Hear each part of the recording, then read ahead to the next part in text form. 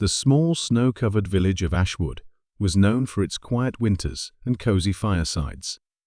But one December morning, the peaceful atmosphere was shattered when the body of Mr. Harold Grayson, a wealthy and reclusive businessman, was found lifeless in his study. The room was locked from the inside, and the only clue was a half-empty glass of brandy on the desk. Detective Arthur Lane, a sharp and methodical investigator, was called to the scene. Lane was no stranger to mysteries, but this one seemed particularly puzzling. The villagers whispered of foul play, but the locked room made it seem impossible. Lane began his investigation by interviewing the household staff. Mrs. Thompson, the housekeeper, claimed she had heard Mr. Grayson arguing with someone late the previous night, but she couldn't make out the voice. James, the butler, mentioned that Grayson had been acting strangely for weeks, as if he were hiding something.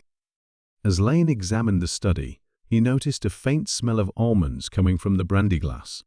He quickly deduced that the drink had been poisoned. But how had the killer entered and left a locked room? The detective turned his attention to Grayson's personal life.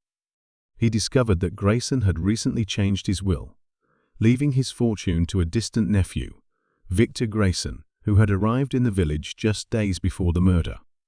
Victor, a charming but secretive man, became Lane's prime suspect. When confronted, Victor denied any involvement, claiming he had been at the local inn all night. However, Lane's sharp eye caught a detail others had missed, a small key hidden in Victor's coat pocket.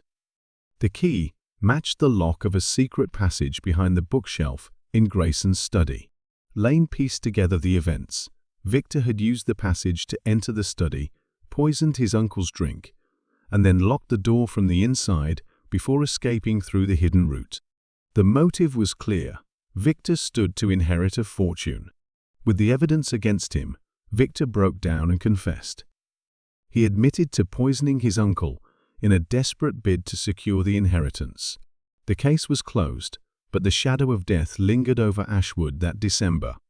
As the snow continued to fall, Detective Lane left the village, his mind already turning to the next mystery. But for the people of Ashwood, the memory of that fateful December night would never fade.